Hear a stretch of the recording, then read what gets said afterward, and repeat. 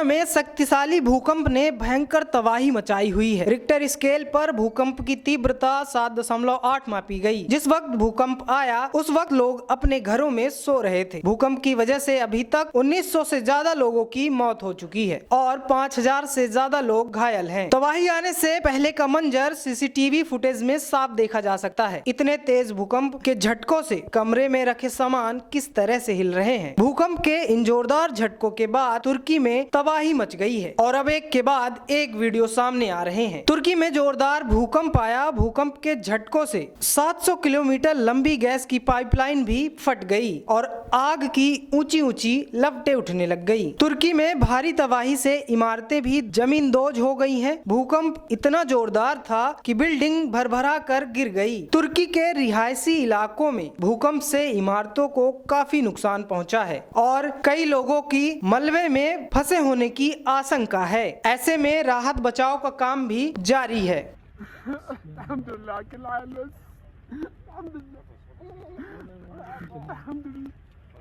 बच्चे को हाथ में लिए हुए तुर्की नागरिक अपने दुख को शब्दों में बयान नहीं कर पा रहा है। उसके दर्द की दास्ता उसके आंसू खुद ही बयां कर रहे हैं। पंछी भी जब घोंसले बनाता है तो उसके उजड़ने पर व्याकुल होता है। घर न होने का दर्द वही इंसान समझ सकता है जिसके सर पर अब छत नहीं है। आखिर इन देशों में ही क्यों आ रहे हैं भूकंप? तुर्की में ही बार बार क्यों आता है भूकंप? भूकंप आने की वजह है टेक्टोनिक प्लेट। 8 करोड़ की जनसंख्या वाला यह देश 4 टेक्टोनिक प्लेटों पर बसा हुआ है। इनमें से एक प्लेट हिलते ही पूरे क्षेत्र में जोरदार झटके लगते हैं। सीरिया गृह युद्ध से प्रभावित है, इसलिए तबाही है। भूकंप सीरिया के उस क्षेत्र में आया है जहां 1 दशक से अधिक समय से गृह युद्ध जारी है। प्रभावित इलाका सरकार व विद्रोहियों में बटा हुआ है। विरोधियों के कब्जे वाले इलाके में लड़ाई बमबारी की वजह से यहाँ इमारतें पहले से ही कमजोर या क्षतिग्रस्त। भूकंप ने इस आग में घी डालने का काम किया है। भारत की तरफ से प्रधानमंत्री मोदी ने ट्वीट किया, तुर्की के लोगों के प्रति संवेदना व्यक्त की है। तुर्की में भूकंप के कारण हुए जान माल के नुकसान से दुखी हूँ। शोक संतप्त परिवारों के प्रति संवेदना है। घायलों के जल्द स्वास्थ्य होने की कामना करता हूँ। देश के 140 करोड़ लोग तुर्की के लोगों के साथ खड़े हैं। भारत इस त्रासदी से निपटने के लिए हर संभव कोशिश करेगा। वहीं मोदी के इस बयान के बाद भारतीय वायुसेना का सहायता विमान राहत सामग्री के साथ अदाना में उतरा। भारत की पहली खेप भूकंप प्रभावित तुर्की के लिए सहायता सामग्री पहुंचा दी गई है। साथ ही मदद पहुंचाने के लिए एनडीआरएफ और मेडिकल की टीम तुर्की जाएंगी। भारत की इस मदद से तुर्की के लोगों को काफी राहत मिलने वाली है। फिलहाल तुर्की सरकार ने हालातों को देखते हुए कई जगह इमरजेंसी घोषित कर दी है और तुर्की में राहत बचाव का काम जारी है। भारत देगा साथ,